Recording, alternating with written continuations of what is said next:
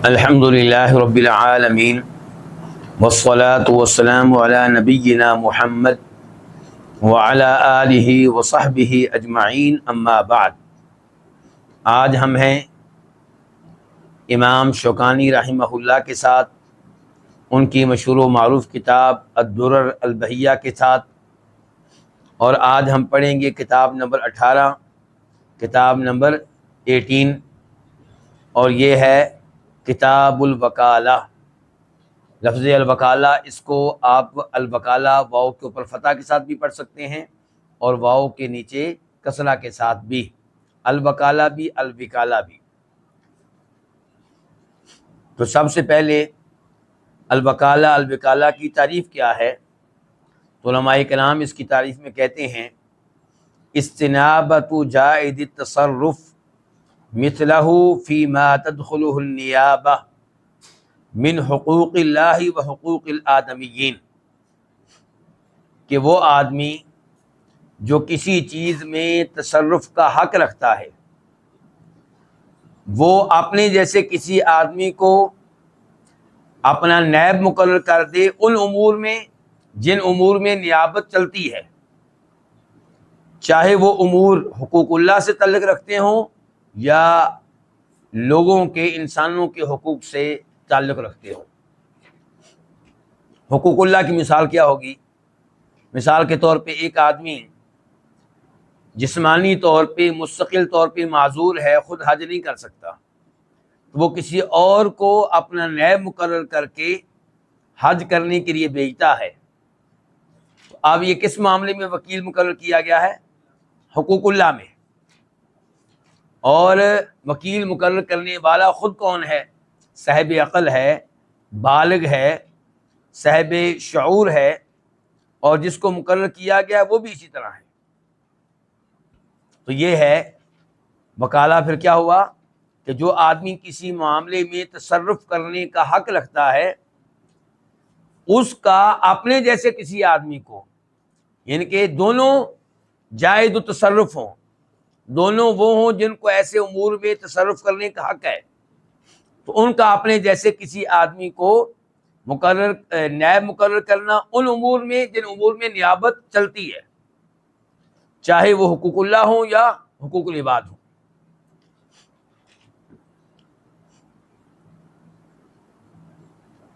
بنیادی طور پہ کسی معاملے میں کسی کو اپنا نائب مقرر کرنا، کیا یہ جائز ہے؟ بالکل جائز ہے۔ دلائل کیا ہیں اس کے؟ سب سے پہلے قرآن کریم کی 2 آیتیں آپ کے سامنے رکھوں گا، اور احادیث تو بہت زیادہ ہیں اس موضوع پہ۔ سورہ کہف آیت نمبر 19 فَابْعَثُوا أَحَدَكُمْ بِوَرِقِكُمْ هَٰذِهِ إِلَى الْمَدِينَةِ فَلْيَنظُرْ أَيُّهَا أَزْكَىٰ طَعَامًا فَلْيَأْتِكُمْ بِرِزْقٍ مِّنْهُ۔ اصحاب کہف میں غار میں کتنا عرصہ رہے؟ 309 سال، 309 309 سال رہے۔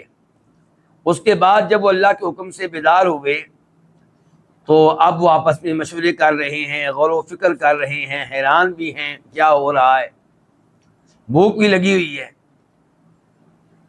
اب انہوں نے اپنے پیسے جمع کیے اور ایک شخص کو بھیجا کہ یہ ہمارے لیے کھانا لے کر آئے۔ تو اب جس کو بھیجا گیا ہے وہ کیا ہوا؟ وکیل، اور جو بھیجنے والے ہیں وہ کون ہوئے؟ موکل۔ تو فَابْعَثُوا أَحَدَكُمْ بِوَرِقِكُمْ هَٰذِهِ الْمَدِينَةِ، کہ یہ چاندی کے سکے دے کر کسی ایک شخص کو شہر میں بھیجو، وہ تمہارے لیے کھانا لے کر آئے۔ تو قرآن کریم کے اس آیت سے ثابت ہوا کہ کسی کو اس قسم کے معاملے میں اپنا وکیل بنانا، نائب بنانا، نمائندہ بنانا جائز ہے، اور اس میں کوئی حرج نہیں ہے۔ مجھے امید ہے کہ اس آیت سے معاملہ واضح ہوگا۔ شاید آپ کے ذہن میں آئے کہ یہ تو ہماری شریعت کا مسئلہ نہیں ہے، اصحاب کہف ان لوگوں کا تعلق ہماری شریعت سے نہیں ہے، لیکن آپ اس پہ غور کریں کہ اللہ نے ان کے اس معاملے کو قرآن کا حصہ بنایا ہے، تو پھر یہ چیز ہمارے لیے حجت ہے، دلیل ہے، شریعت ہے۔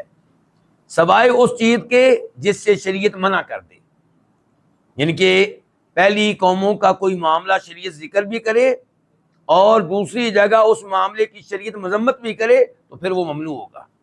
مثال کے طور پہ اصحاب کہف کو لے لیں، آگے چل کر آیا ہے کہ اب جب یہ فوت ہو گئے تو اب غور ہونے لگا کہ کیا کیا جائے، ان کی قبر پہ مسجد بنائی جائے، کیا کیا جائے؟ جی کیسے آتے ہیں؟ قال الذين غلبوا على امرهم، اللہ آپ کو ذرا خیر دے بیٹا، قال الذين غلبوا على امرهم لنتخذن عليهم مسجدا، جن کی رائے مانی گئی، تسلیم کی گئی، ان کی رائے یہ تھی کہ ہم نے ان کی قبر پہ کیا بنانی؟ مسجد بنانی ہے۔ اب کوئی کہے جناب یہ تو قرآن میں آ گیا ہے، تو ہم کہیں گے نبی علیہ الصلوۃ والسلام نے سختی سے منع کیا ہے اس بات سے کہ نیک لوگوں کی قبروں کو، انبیاء کرام علیہم السلام کی قبروں کو مسجد بنایا جائے۔ لیکن یہ جو معاملہ ہے کسی کو کسی چیز کے خریدنے میں وکیل بنانا، اس سے شریعت نے منع نہیں کیا، بلکہ شریعت اس کی تائید کرتی ہے۔ اب ایک آیت اور لے لیں آپ، یہ سورہ یوسف ہے، آیت نمبر 55 قال اجعلنی علی خزائن الارض، جب مصر کے سربراہ نے یوسف علیہ السلام کو حکومت میں لینا چاہا، کوئی سرکاری عہدہ دینا چاہا، کوئی وزارت دینا چاہی، کوئی منسٹری دینا چاہی، یوسف علیہ السلام نے کہا کہ اگر آپ نے لازماً مجھے عہدہ دینا ہے تو پھر آپ یوں کریں کہ مجھے وزیر خزانہ بنا دیں، خزانہ میرے والے کر دیں، اس کے اوپر میری ڈیوٹی لگا دیں۔ تو اب یوسف علیہ السلام خزانے کے معاملے میں بادشاہ کے کیا لگیں گے؟ وکیل، اور بادشاہ کیا ہوگا؟ موکل، وکیل بنانے والا۔ تو اس ایسے بھی پتہ چلا کہ وکالت بالکل جائز ہے۔ وکالت سے مراد کیا کہ کسی کو اپنے کسی معاملے میں اپنا نمائندہ اور اپنا نائب مقرر کر دینا، یہ جائز ہے۔ احادیث کی طرف آئیں گے تو وہ آگے چل کر چونکہ ان کا تذکرہ آئے گا تو صرف فی الحال میں احادیث یہاں پہ ذکر نہیں کروں گا۔ امام شوکانی کہتے ہیں اس موضوع پہ گفتگو کرتے ہوئے، موضوع کیا ہے؟ وکالت۔ یجوز لجائد التصرف ان یوکل غیرہ فی کل شیء ما لم یمنع منہ مانع، جائز ہے اس شخص کے لیے جس کے لیے تصرف کرنا درست ہو۔ کیا مطلب؟ ایک آدمی ہے، اس کو کورٹ نے منع کر دیا ہے کس چیز سے؟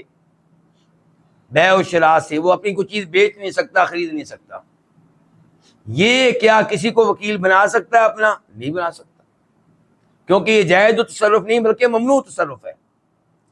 اس کو کورٹ نے کہہ دیا ہے کہ تجھے اپنی کوئی چیز بیچنے کی یا خریدنے کی اجازت نہیں ہے۔ کیوں منع کر دیا کورٹ نے؟ اس کی کئی وجوہات ہو سکتی ہیں۔ مثال کے طور پہ کورٹ نے جائزہ لیا کہ یہ لوگوں سے اتنا قرضہ لے چکا ہے کہ اس کا جو مال ہے وہ بیچا جائے تو اس سے بھی قرضہ ادا نہیں ہوگا۔ اب شریعت نے پابندی لگا دی ہے، کورٹ نے پابندی لگا دی اس کے اوپر کہ آپ اپنی کوئی چیز نہیں بیچ سکتے، نہ خرید سکتے ہیں۔ تو یہ اگر کسی کو اپنا وکیل بناتا ہے مکان بیچنے کے معاملے میں یا خریدنے کے معاملے میں تو یہ جائز تصرف نہیں ہے۔ تو بات واضح ہو رہی ہے علماء کرام؟ تو کہہ رہے ہیں امام شوکانی جائز ہے اس شخص کے لیے جس کا تصرف درست ہو۔ کیا جائز ہے اس کے لیے؟ ان یوکل غیرہ، کہ وہ اپنے غیر کو اپنا وکیل بنا دے، اپنا نمائندہ بنا دے۔ کس معاملے میں؟ فی کل شیء، ہر معاملے میں۔ مثال کے طور پہ کوئی چیز خریدنے کے معاملے میں، کوئی چیز بیچنے کے معاملے میں، نکاح کے معاملے میں۔ آپ میں سے کبھی کسی کو اتفاق ہوا کسی کو اپنا وکیل مقرر کرنے کا؟ کیوں جی؟ میں کہہ سکتا ہوں کہ روزانہ آپ وکیل مقرر کرتے ہیں کسی کو، آپ تو کہہ رہے ہیں نہیں، میں کہہ رہا ہوں کہ آپ روزانہ کسی کو اپنا وکیل مقرر کرتے ہیں۔ والد اپنے بیٹے کو صبح و شام کہتا ہے بیٹا گھر کے لیے چیز خرید کر لے آنا، یہ لو پیسے۔ آٹا خرید کر لاؤ، سبزی خرید کر لاؤ، پھل خرید کر لاؤ، یا یہ والد اپنے بیٹے کو اپنا کیا بنا رہے ہیں؟ وکیل بنا رہے ہیں. تو ایسا کام صبح و شام چلتا ہے. کسی سے آپ کہتے ہیں یار میرے لیے موبائل خرید کر لاؤ، کسی سے کہتے ہیں میرے لیے چارجر خرید کر لاؤ، تو یہ آپ اس کو کیا بنا رہے ہیں؟ اپنا وکیل بنا رہے ہیں.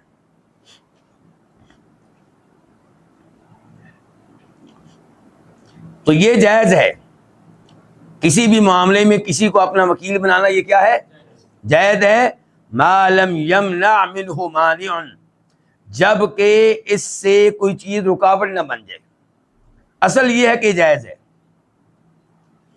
اچھا، منع ہونے کی ایک شکل، ایک صورت، ایک مثال،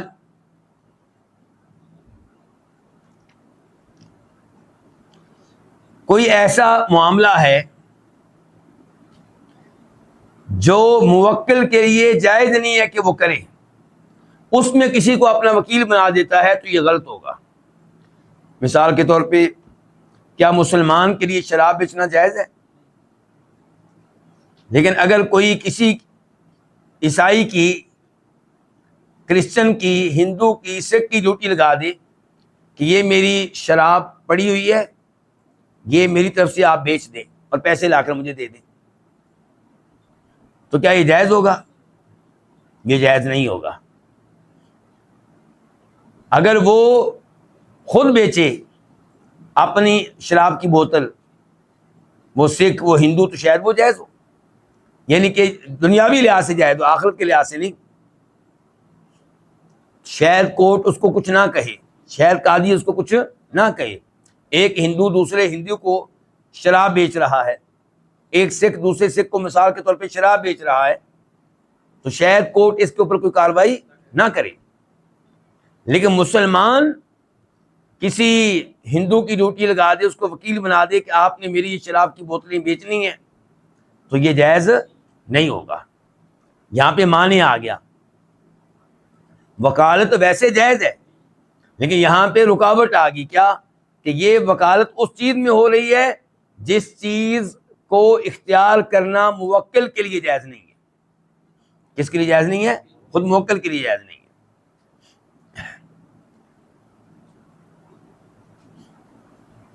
اب آتے ہیں اس معاملے میں چند احادیث کی طرف، چند مثالوں کی طرف.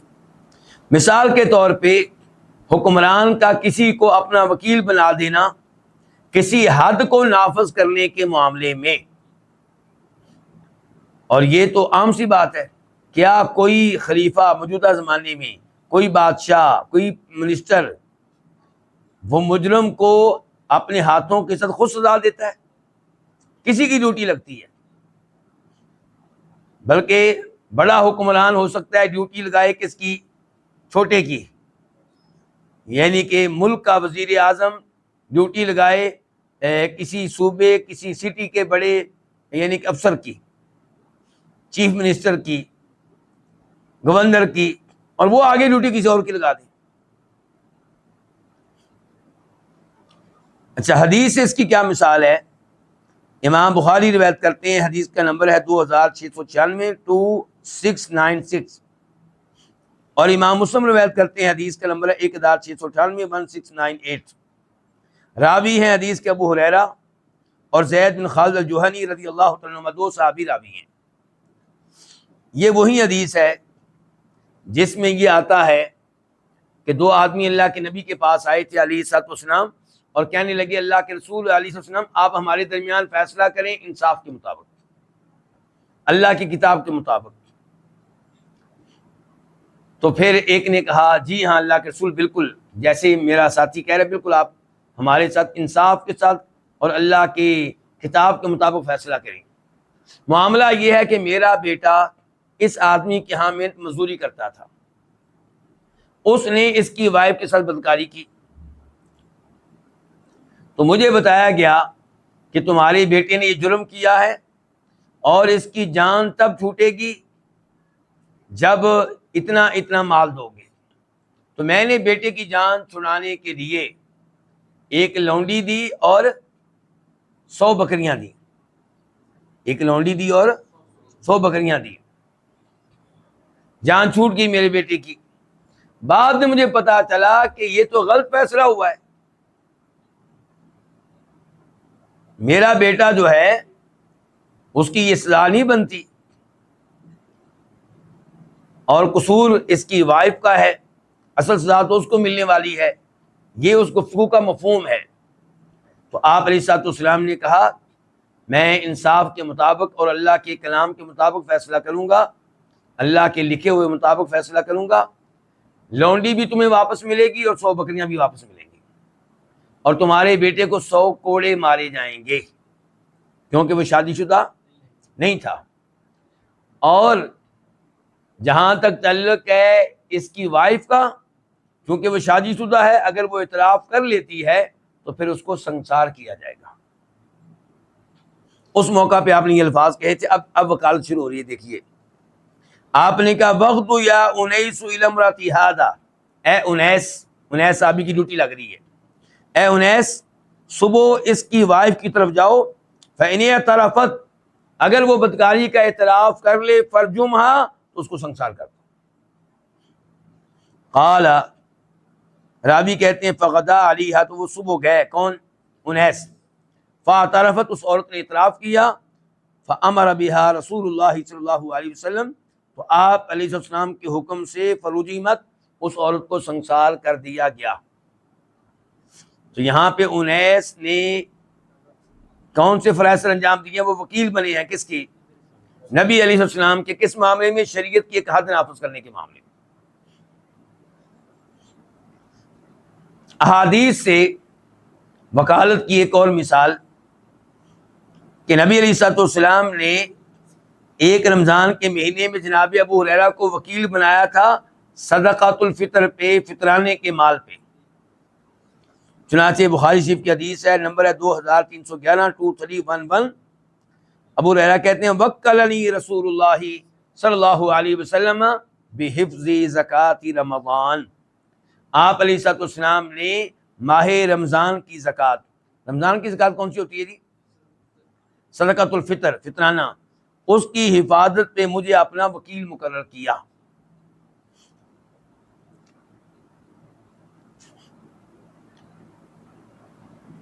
اس کے بعد کہتے ہیں امام شوکانی وَإِذَا بَاعَ الْوَكِيلُ بِزِيَادَةٍ عَلَى مَا رَسَمَهُ لَهُ مُوَكِّلُهُ كَانَتِ الزِّيَادَةُ لِلْمُوَكِّلِ، اگر وکیل موکل کی کوئی چیز بیچے، اس قیمت میں اضافہ کر کے جو قیمت وکیل کے لیے اس کے موکل نے مقرر کی تھی، تو یہ اضافہ موکل کا ہوگا، وکیل کا نہیں ہوگا. بات سمجھیں جی؟ موکل نے، گاڑی کے مالک نے اپنی گاڑی دی کسی آدمی کو اور کہا کہ آپ نے میری گاڑی بیچنی ہے 10 لاکھ روپے میں، اس نے بیچ دی 11 لاکھ روپے میں. اب جھگڑا ہوگا کہ یہ 1 لاکھ روپیہ کس کا ہے؟ تو یہ 1 لاکھ روپیہ کس کا ہوگا؟ یہ موکل کو ہوگا، گاڑی کے مالک کا ہوگا. یہ 1 لاکھ روپیہ وکیل کا نہیں ہوگا. دھیان سے، ان امور میں آج کل بڑی گڑبڑ چل رہی ہے، بڑے سوال آتے ہیں. کسی کو کمپنی نے کوئی ڈیوٹی دی، وہ کہتا جی پھر میں نے ایسے کیا، پھر میں نے ایسے کیا، یہ تو آگے میری محنت ہے تو یہ تو میرا حق ہوا. نہیں بھی، آپ وکیل ہیں، آپ اپنی حیثیت کو پہچانیں، اور وکالت کی آپ کو فیس ملتی ہے یا کمپنی آپ کو سیلری دیتی ہے اسی بنیاد پہ کہ آپ کمپنی کی وکالت کرتے ہیں، نمائندگی کرتے ہیں. اس معاملے میں حدیث آپ کے سامنے رکھنا چاہوں گا. صحیح بخاری میں حدیث کا نمبر ہے 3642، 3642. راوی ہیں عروہ البارقی رضی اللہ تعالی عنہ. کہتے ہیں کہ نبی علیہ الصلوۃ والسلام نے اعطاہ دینارا، انہیں 1 دینار دیا، گولڈ کی کرنسی دی. کیوں دیا؟ یشتری لہو بہ شاۃ، کہ یہ عروہ نبی علیہ الصلوۃ والسلام کے لیے اس دینار کے بدلے میں 1 بکرا خریدیں. موکل کون ہوئے؟ نبی علیہ السلام. وکیل کون ہوئے؟ عروہ. اور وکالت کیا ہے، ڈیوٹی کیا لگی ہے کہ یہ ایک دینار ہے، اس کے عوض میں آپ نے ایک بکرا خریدنا ہے. فاشترى له به شاتین. وکیل صاحب نے، عروہ بارقی رضی اللہ تعالیٰ عنہ نے اس ایک دینار کے بدلے میں ایک کی بجائے 2 بکرے خرید لیے. اب آج کی سوچ کیا کہتی ہے کہ ایک بکرا اللہ کے رسول کا علیہ السلام اور ایک بکرا وکیل صاحب کا. فباع احداہما بدینار. اگلا کام کیا کیا، یہ بڑی اہم بات ہے، ذرا دھیان سے. اگلا کام عروہ نے یہ کیا کہ 2 بکروں میں سے ایک بکرے کو 1 دینار کے عوض بیچ بھی ڈالا. نبی علیہ السلام نے ان کو وکیل بنایا تھا اس معاملے میں کہ یہ 1 دینار ہے، آپ نے اس کے بدلے میں 1 بکرا خریدنا ہے. انہوں نے ایک کی بجائے 2 خریدے ہیں، یہ انہوں نے اپنی مرضی کی ہے. دوسرے نمبر پہ ان 2 بکروں میں سے ایک کو بیچ ڈالا ہے، یہ بھی اپنی مرضی کی ہے. فجاء بدینار وشاۃ. جب آپ علیہ السلام کے پاس آئے تو دینار بھی لے کر آ گئے، بکرا بھی لے کر آ گئے. فدعا له بالبرکۃ فی بیعہ. تو آپ نے عروہ کو دعائیں دیں، برکت کی دعا دی کہ اللہ تیری بیع میں برکتیں ڈال دے، جب بھی تو بیع کرے تو بابرکت بیع ہو. وَكَانَ لَوِ اشْتَرَى التُّرَابَ لَرَبِحَ فِيهِ. اس دعا کا نتیجہ یہ ہوا کہ اگر عروہ مٹی خریدتے تھے تو اس میں بھی ان کو نفع ملتا تھا، پرافٹ ملتا تھا. تو اب اس حدیث کو آپ نے سمجھ لیا. اب دوبارہ آئیں امام شوکانی کی عبارت کی طرف. کہتے ہیں وَإِذَا بَاعَ الْوَكِيلُ. جب وکیل بیچے،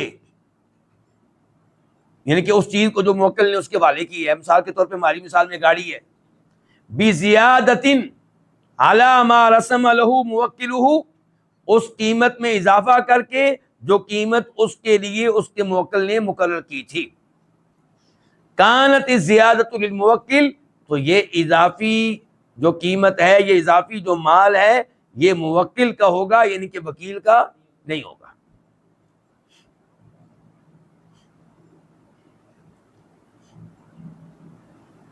کتاب الوکالہ میں امام شوکانی کا تیسرا جملہ، تیسرا مسئلہ کہتے ہیں وَإِذَا خَالَفَهُ إِلَى مَا هُوَ أَنْفَعُ أَوْ إِلَى غَيْرِهِ وَرَضِيَ بِهِ صَحَّ. اور جب وکیل مخالفت کرے موکل کی،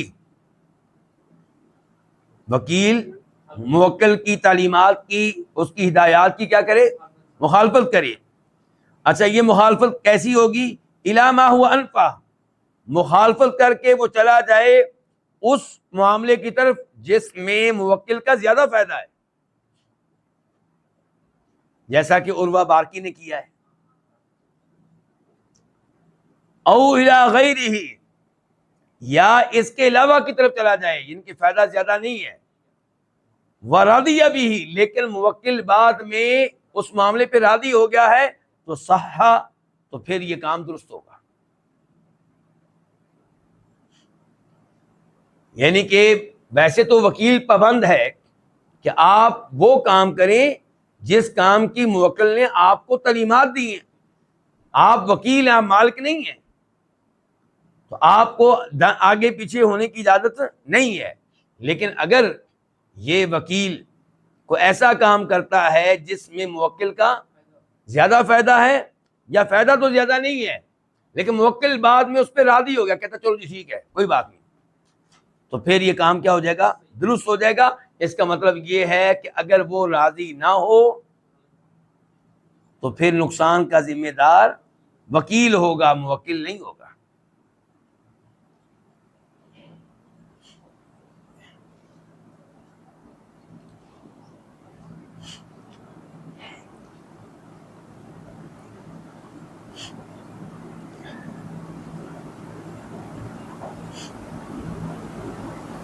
یہاں پہ جناب ابو ہریرہ والی حدیث کی طرف میں آپ کو دوبارہ لے کر جاؤں گا.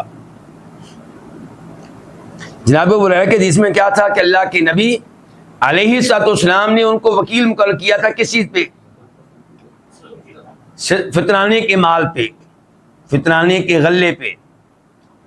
جناب ابو ہریرہ نے دیکھا کہ ایک رات ایک آدمی آیا اور غلے میں سے کچھ غلہ چوری کر رہا ہے۔ جناب ابو ہریرہ نے اس کو پکڑ لیا، لیکن اس نے منت سماجت کی کہ میں فقیر آدمی ہوں، میرے بال بچے ہیں، مجبوری تھی، مجھے معاف کر دیں۔ جناب ابو ہریرہ نے اس کو معاف کر دیا۔ صبح وہ یہ بات بتائی کس کو؟ نبی علیہ الصلوۃ والسلام کو۔ تو آپ نے کہا کہ وہ آدمی دوبارہ آئے گا۔ تو جناب ابو ہریرہ نے انتظار کیا، واقعی وہ آدمی آیا، پھر چوری کرتے ہوئے پکڑا گیا، پھر منت سماجت کی اور اپنی غربت کا رونا رویا۔ جناب ابو ہریرہ کو پھر ترس آیا، پھر چھوڑ دیا اس کو۔ صبح پھر رپورٹ دی نبی علیہ الصلوۃ والسلام کو، تو آپ نے کہا وہ پھر آئے گا۔ جناب ابو ہریرہ کو یقین تھا کہ پھر آئے گا، کیونکہ اللہ کے رسول نے کہہ دیا علیہ الصلوۃ والسلام، اور وہ پھر آیا، پھر اس کو پکڑ لیا۔ اس نے کہا میں غریب ہوں، بچے۔ ابو ہریرہ کہا نہ، تو ہر بار وعدہ کرتا ہے کہ آئندہ میں یہ حرکت نہیں کروں گا، مجھے معاف کر دے، میرے حالات خراب تھے، پھر تو آ جاتا ہے۔ اب میں تجھے اللہ کے رسول کے سامنے پیش کروں گا علیہ الصلوۃ والسلام۔ اس نے کہا کہ میں آپ کو ایک علمی فائدہ دیتا ہوں۔ کیا دیتا ہوں؟ علمی فائدہ دیتا ہوں، تو آپ پھر مجھے چھوڑ دیں۔ ابو ہریرہ کہنے لگے دو۔ کہنے لگا کہ اگر آپ رات کو سونے سے پہلے آیت الکرسی پڑھ لیں تو پوری رات کوئی شیطان آپ کے قریب پھٹک نہیں سکے گا، اور اللہ کی طرف سے ایک حفاظت کرنے والا آپ کی حفاظت کرے گا۔ جناب ابو ہریرہ نے اس وجہ سے اس کو چھوڑ دیا۔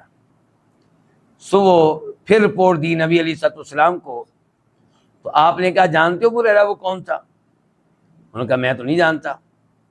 کہا یہ شیطان تھا۔ ابو ہریرہ نہیں پہچان سکے۔ ابو ہریرہ، اور آج کل کے گلی محلے کے پیر بڑے پہنچے ہوئے ہوتے ہیں۔ آج کل گلی محلے کے پیر مراقبہ کرتے ہیں، بیٹھے بیٹھے وہ ساری تقدیر پڑھ لیتے ہیں، اور یہ جو مرید آیا ہوتا ہے اس کی سارا ڈیٹا وہاں سے معلوم کر لیتے ہیں۔ اور یہاں پہ جناب ابو ہریرہ کو پتہ ہی نہیں کہ یہ کون ہے۔ اللہ کے رسول علیہ الصلوۃ والسلام نے بتایا کہ یہ تو شیطان تھا، اور فرمایا کہ اس نے جو تمہیں معلومات دی ہیں وہ درست ہے، لیکن ہے بہت بڑا جھوٹا۔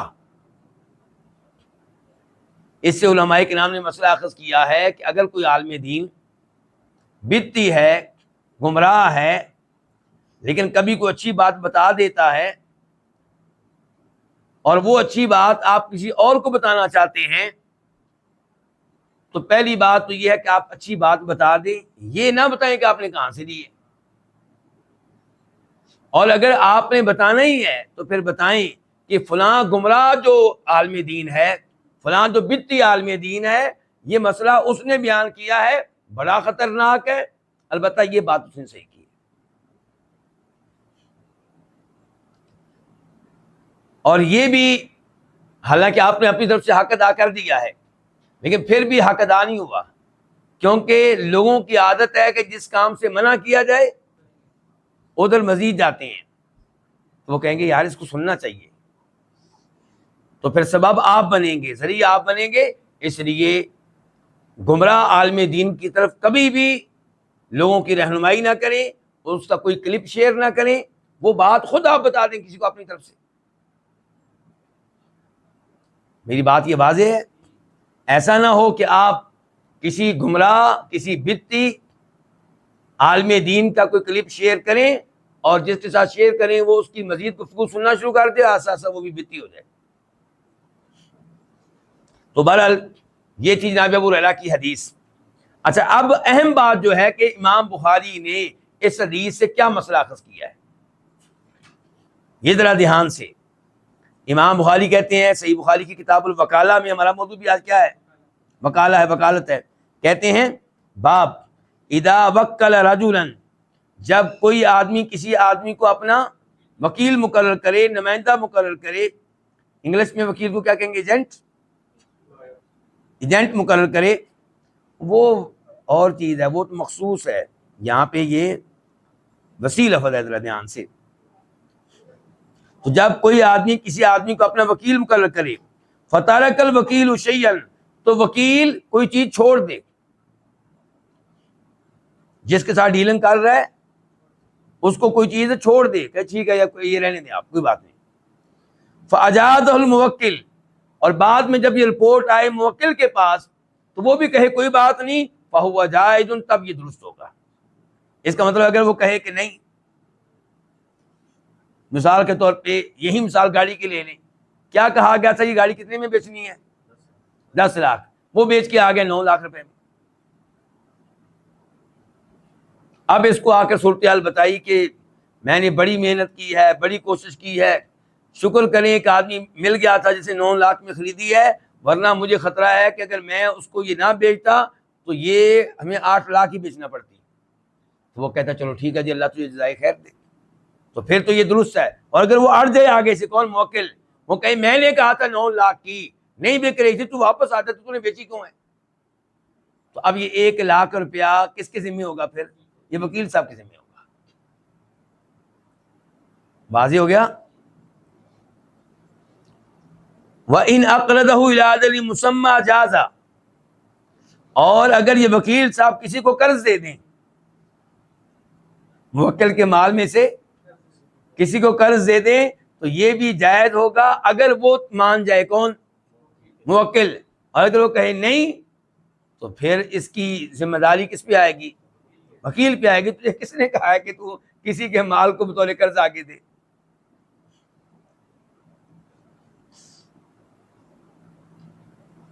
تو امام بخاری کے اس باب سے تائید ہو گئی کس کی عبارت کی؟ امام شوکانی کی عبارت کی.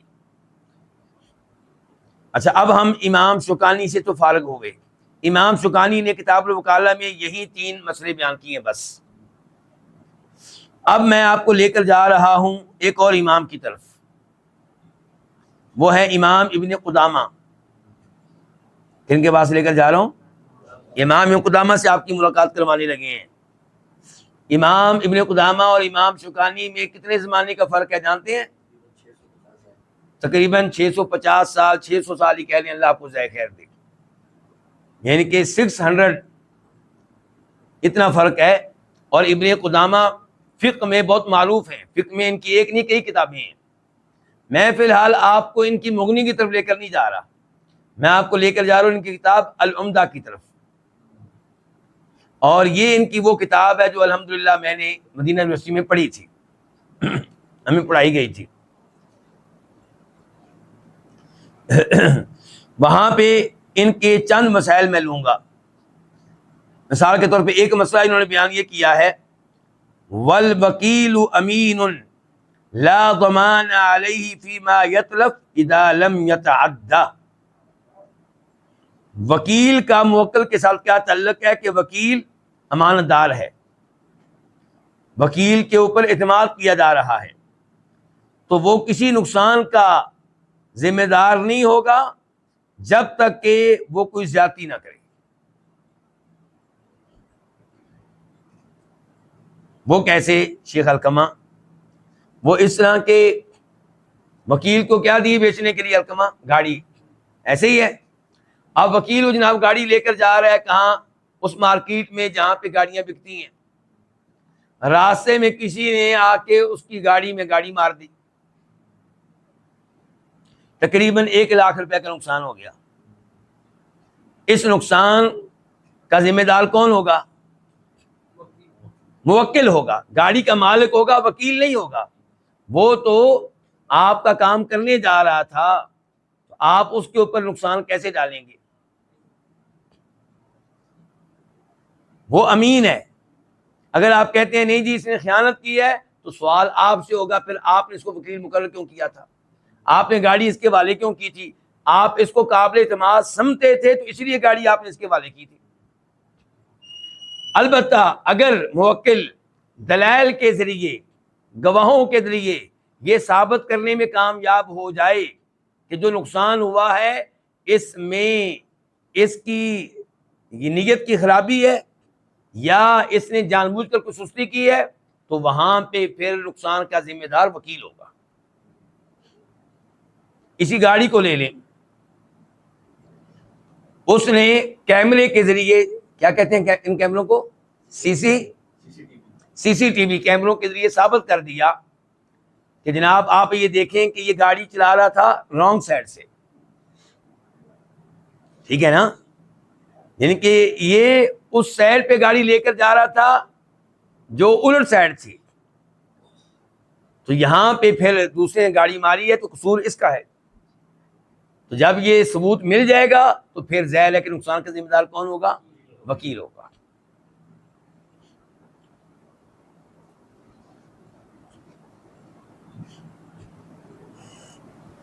دوسرے نمبر پہ کہتے ہیں کون بلا؟ امام ابن قدامہ کہتے ہیں وَإِذَا قَضَى الدَّيْنَ بِغَيْرِ بَيِّنَةٍ ضَمِنَ إِلَّا أَن يَقْضِيَهُ بِحَضْرَةِ الْوَكِيلِ بِحَضْرَةِ الْمُوَكِّلِ فَلَا ضَمَانَ عَلَيْهِ. امام ابن قدامہ کہتے ہیں کہ اگر وکیل کو وکیل مقرر کیا گیا قرض کی ادائیگی کے معاملے میں نے آپ کو کہا کہ میں نے فلاں آدمی کا قرضہ دینا ہے اور یہ قرضہ آپ کے حوالے کر رہا ہوں یا آپ نے اس کو دینا ہے، آپ نے وہ قرضہ ادا تو کر دیا لیکن کسی کو گواہ نہیں بنایا، جس کو قرضہ دیا ہے وہ مکر گیا، وہ کہتا مجھے کوئی قرضہ نہیں ملا. ذرا دھیان سے، وہ کہتا مجھے قرضہ، نقصان کا ذمہ دار یہاں پہ وکیل ہوگا، کیونکہ اس کی غلطی ہے کہ اس نے اس معاملے میں کسی کو گواہ نہیں بنایا. گواہ بناتا، کوئی تحریر لے لیتا، کچھ نہ کچھ تو کرتا. البتہ اگر وکیل قرض ادا کرتا ہے موکل کی موجودگی میں اور موکل نے وہاں پہ گواہ بنانے کا کوئی اہتمام نہیں کیا اور وہ مکر گیا، وہ کہتا ہے مجھے قرض نہیں ملا، تو یہاں پہ اب موکل خود ذمہ دار ہوگا کیونکہ خود موجود تھا اس مجلس میں.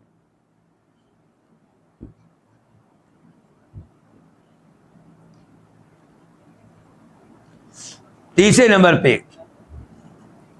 امام قدامہ کہتے ہیں کہ جس کو کسی معاملے میں وکیل مقرر کیا گیا ہے وہ کسی اور کو اس معاملے میں وکیل نہیں بنا سکتا.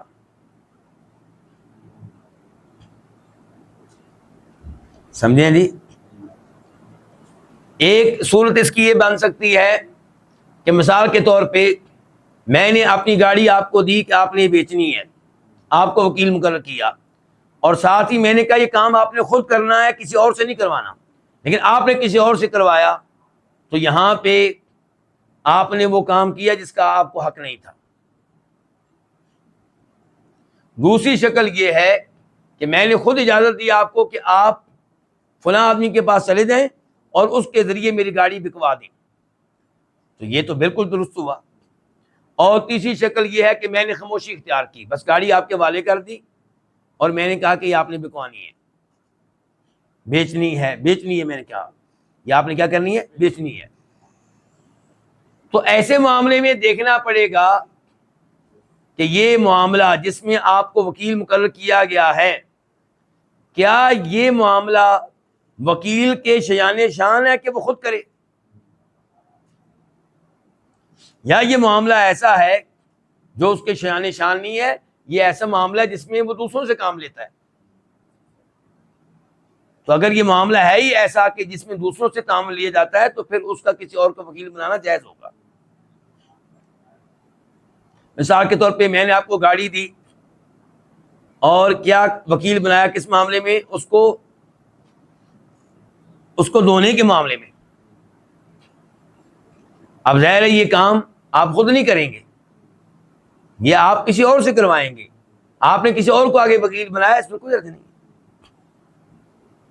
یا کام ایسا ہے جو ایک آدمی نہیں کر سکتا، اس میں 5-6 آدمیوں کی ضرورت ہے، تو آپ نے مزید کئی لوگوں کو اس میں اپنے ساتھ لیا، تو اس میں بھی کوئی حرج نہیں ہے. لیکن ایسا کام جو ایک آدمی کے کرنے والا ہے اور وہ وکیل کے شان نشان تھا پھر بھی اس نے نہیں کیا، تو یہاں پہ پھر یہ اصول آئے گا جو امام ابن قدامہ کہہ رہے ہیں کہ آپ آگے کسی اور کو وکیل نہیں بنا سکتے. کہتے ہیں ولا الشراء من نفسہ، اور نہ ہی وکیل صاحب کو اس بات کی اجازت ہے، ولا الشراء من نفسہ ولا البیع لها الا باذن موکلہ، وکیل صاحب کو اس بات کی اجازت نہیں ہے کہ وہ جناب جس چیز کے خریدنے یا بیچنے کے معاملے میں ان کو وکیل بنایا گیا ہے وہ یہ معاملہ اپنے ساتھ ہی کر لیں۔ یعنی کہ میں نے گاڑی آپ کو دی کہ میری گاڑی بیچ دیں، آپ نے وہ گاڑی خود ہی خرید لی، تو یہاں پہ اگر موکل کل کو اعتراض کرے تو اس کا اعتراض ٹھیک ہوگا۔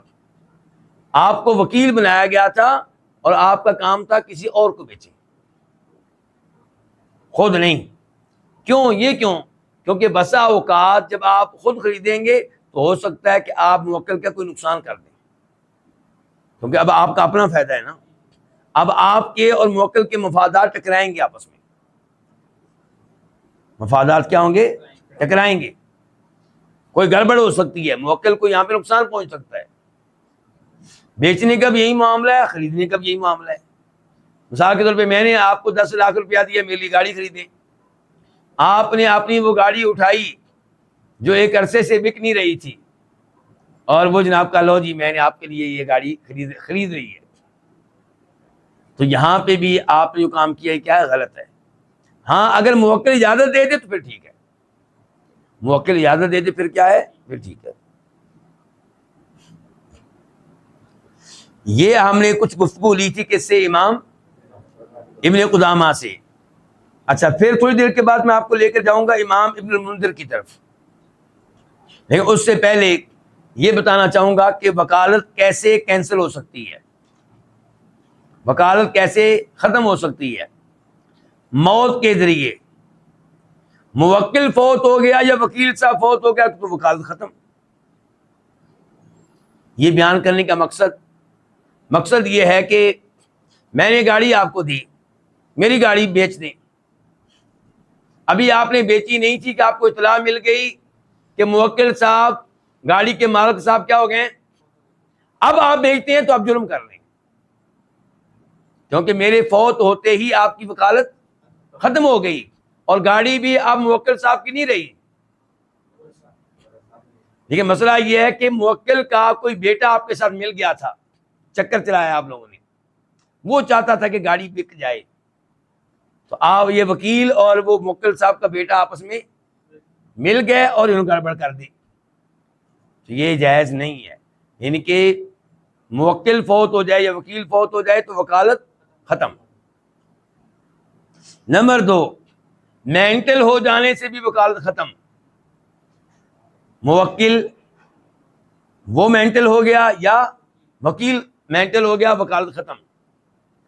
نمبر 3، موکل نے وکیل صاحب کو وکالت سے ہٹا دیا، پہلے وکالت دی تھی پھر کہہ دیا نہیں جی آپ نے نہیں دی، آپ نے پھر بھی اس کی چیز بیچ ڈالی، تو یہاں پہ نقصان کے ذمہ دار آپ وکیل صاحب ہوں گے، موکل نہیں ہوگا۔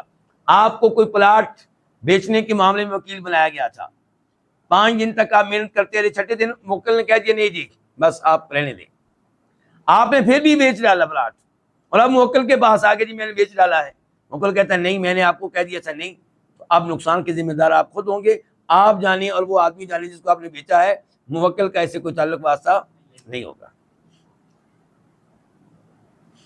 ایسے ہی وکالت ختم ہو جائے گی اگر موکل کی ملکیت ختم ہو جائے اس چیز کے اوپر جس میں وکیل بنایا گیا تھا، تو وکالت پھر کیا ہو جائے گی؟ ختم ہو جائے گی۔ اس کی مثال دوں یا سمجھ گئے آپ خود ہی؟ سمجھدار ہیں بھی آپ لوگ۔ مثال کے طور پہ پلاٹ جو ہے اس میں کسی کو وکیل بنایا گیا اور ادھر سے موکل نے وہ پلاٹ خود ہی بیچ ڈالا، وہ کیا کیا؟ بیچ ڈالا۔ اب وکیل صاحب بھی پکڑ کے لے آئے کسی آدمی کو اور اس کے ساتھ بے پکی کر لی،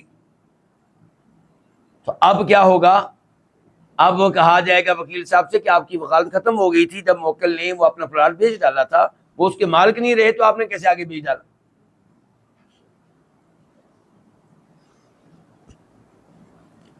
اب میں آپ کو لے کر جا رہا ہوں امام المنذر کی طرف.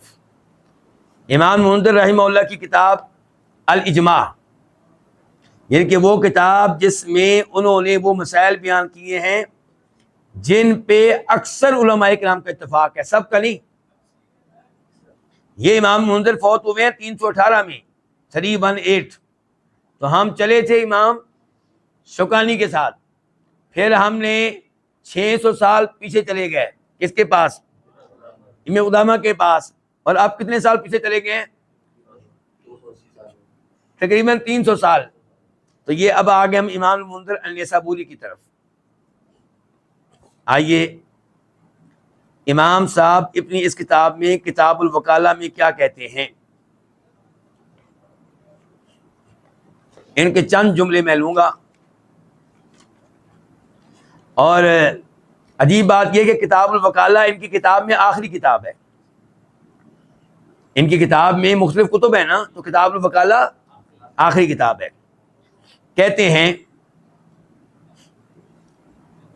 وَأَجْمَعَ كُلُّ مَنْ نَحْفَظُ عَنْهُ مِنْ أَهْلِ الْعِلْمِ، کہ اہل علم کا اجماع ہے أَنَّ لِلْمَرِيضِ الْعَاجِزِ عَنِ الْخُرُوجِ إِلَى مَجْلِسِ الْحُكْمِ، وہ مریض جو کورٹ میں نہیں جا سکتا، عدالت میں حاضر نہیں ہو سکتا، وَالْغَائِبِ عَنِ الْمِصْرِ، اور وہ شخص جو اپنے شہر میں موجود نہیں ہے، يُوَكِّلُ كُلُّ وَاحِدٍ مِّنْهُمَا وَكِيلًا، ان میں سے ہر کوئی کسی اور کو اپنا وکیل بنا سکتے ہیں، یطالب له حقہ، جو کورٹ میں حاضر ہو کے ان کی نمائندگی کرے گا، ویتکلم عنہ، اور اس کی طرف سے گفتگو کرے گا. تو یہ ہے وہ وکیل جو آج کل مشہور ہے اردو میں، جس کو کیا کہتے ہیں ہم؟ لائر.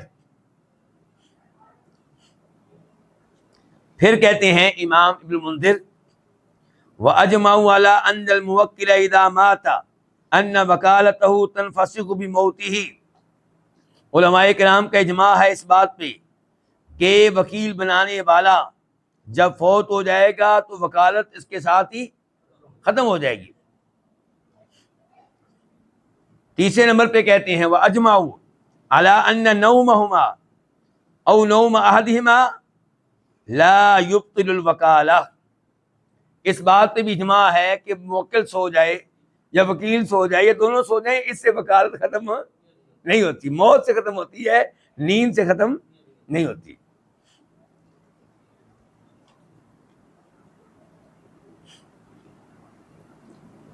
وَأَجْمَعُوا أَنَّهُ إِذَا سَمَّى لِلْوَكِيلِ ثَمَنًا فِي الْبَيْعِ وَالشِّرَاءِ فَخَالَفَ الْوَكِيلُ ذَلِكَ أَنَّهُ غَيْرُ جَائِزٍ. اس بات پہ بھی اجماع ہے کہ جب موکل وکیل کے لیے قیمت طے کر دے کسی چیز کے خریدنے کے معاملے میں یا بیچنے کے معاملے میں، لیکن وکیل اس کی مخالفت کرے تو یہ کام درست نہیں ہے، یہ غلط ہے.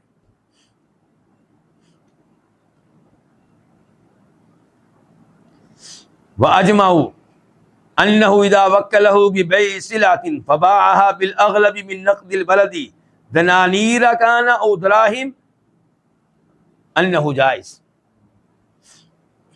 کہ ڈیوٹی لگائی گئی وکیل صاحب کی کہ آپ نے یہ چیز بیچنی ہے. مثال کے طور پہ گاڑی لیتے ہیں تو اس نے گاڑی بیچی ہے اس کرنسی کے بدلے میں، جو کرنسی عام طور پہ اس ملک میں، کنٹری میں، شہر میں چلتی ہے، تو پھر اس کا یہ عمل جائز ہوگا. یعنی کہ موکل نے کہا تھا گاڑی بیچ دیں، بھینس میری بیچ دیں، گائے بیچ دیں، یہ نہیں بتایا تھا کس کرنسی میں بیچیں. تو وکیل نے وہ بیچ دی ڈالر کے بدلے میں، کیونکہ دونوں کہاں رہتے ہیں؟ امریکہ میں، تو جائز ہے جی، درست ہے. لیکن اگر اس نے جناب والا بیچی ہے روپے کے بدلے میں، اس کے بدلے میں، اور موکل ناراض ہو رہا ہے کہ کیوں تو نے روپے کے بدلے میں بیچی ہے، ہم امریکہ میں رہتے ہیں، یہاں پہ ڈالر چلتا ہے، تو یہ وکیل کی غلطی ہے.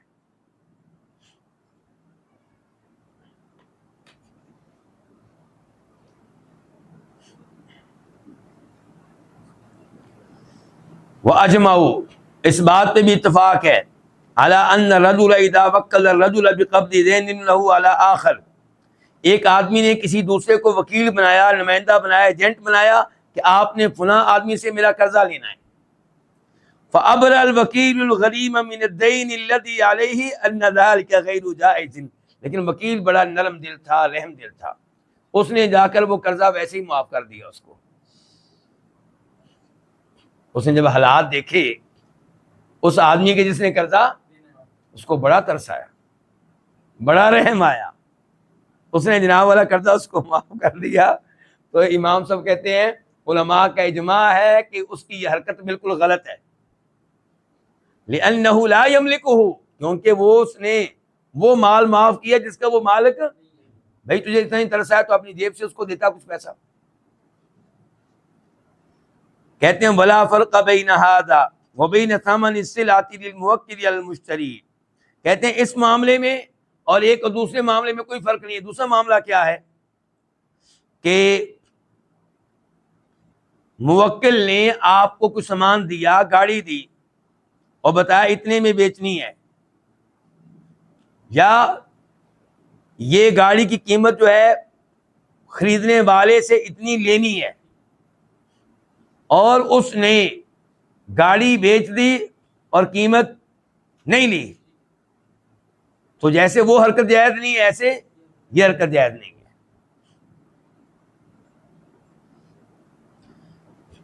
پھر کہتے ہیں امام المنذر وَأَجْمَعُوا، اس بات پہ بھی اجماع ہے کہ اذا وکل الابو فی مالہ ابنہ الطفل،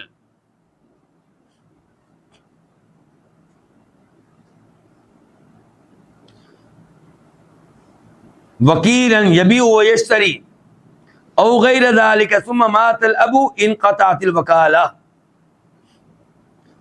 علماء کرام کا اجماع ہے کہ جب باپ اپنے بیٹے کے مال میں کسی آدمی کو وکیل مقرر کرے کہ یہ میرے بیٹے کا مال ہے اور اس میں کسی چیز کو بیچنا ہے، کسی کو خریدنا ہے، وکیل مقرر کر دیا، پھر باپ فوت ہو گیا تو باپ کے فوت ہوتے ہی وکالت ختم ہو جائے گی.